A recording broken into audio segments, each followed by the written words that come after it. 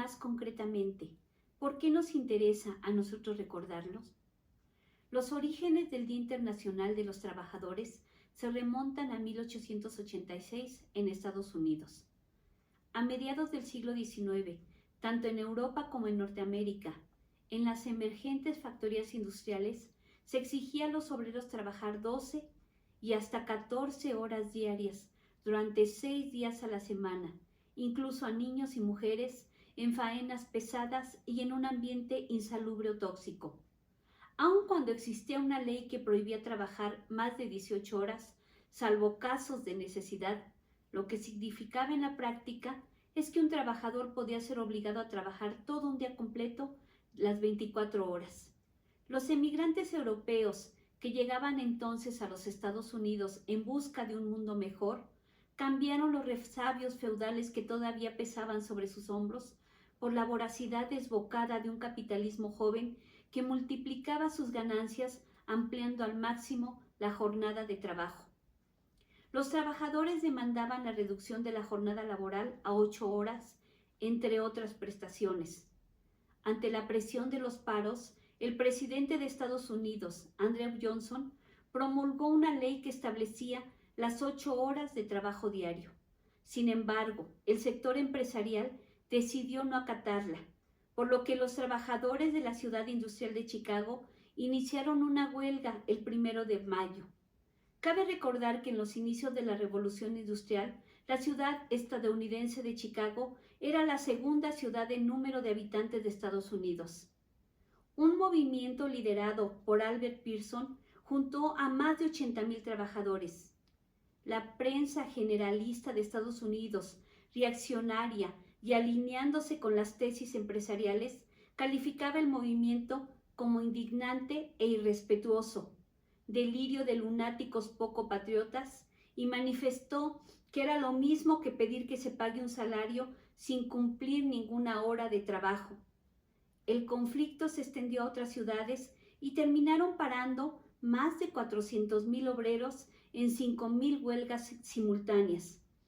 Tanto el gobierno como el sector empresarial creían que estaban ante el inicio de una revolución anarquista.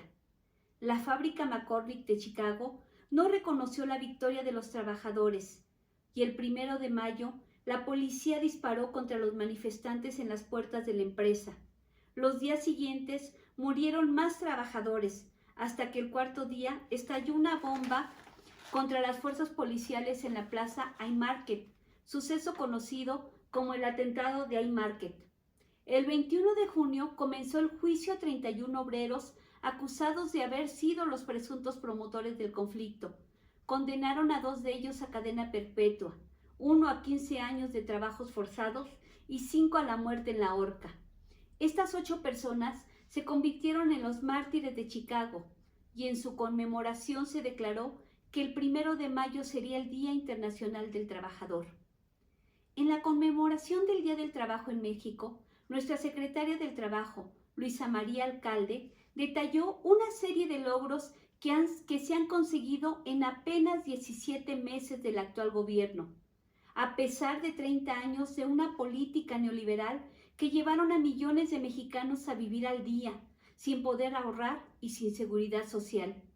Entre estos logros destacan la recuperación del 35% del salario mínimo y, dentro del marco de la reforma laboral, la consecución de la autonomía de los sindicatos frente a los patrones y al gobierno, ya que aproximadamente un 85% de los sindicatos con registro federal han adecuado sus estatutos para introducir el voto personal, libre, directo y secreto. Un logro más es el freno a la subcontratación abusiva de empresas, la implementación del programa de Jóvenes Construyendo el Futuro, la inclusión de las trabajadoras domésticas a la seguridad social, entre otros. Me interesa mucho hacer notar cómo los derechos se consiguen con lucha, esfuerzo y sangre, y cómo es fácil perderlos. Hoy afortunadamente estamos en un gobierno de cambio y progresista, el gobierno de la Cuarta Transformación, pero depende de nosotros y de nosotras, la ciudadanía, el que estemos al pendiente de las cosas públicas y no permitamos que nunca jamás dejen de ser públicas y de interés para el pueblo. Aun cuando se note el avance, no podemos dejar de reconocer todo lo que falta, todo el retroceso que llevó consigo el tener gobiernos que utilizaron las arcas públicas como botín.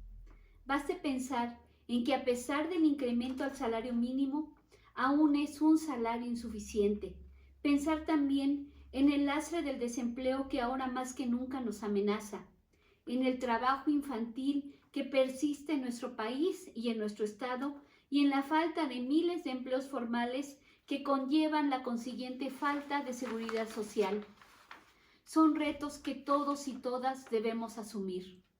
Por último, no quisiera despedirme sin dar un reconocimiento especial a los trabajadores del sector salud, quienes enfrentan la pandemia del COVID-19 con profesionalismo y vocación de servicio. También reconocemos a la Guardia Nacional, así como a los policías estatales y municipales, sin olvidar a todos los trabajadores de las actividades esenciales, mismos que permiten el funcionamiento de todos los servicios básicos en las zonas urbanas. Muchas gracias.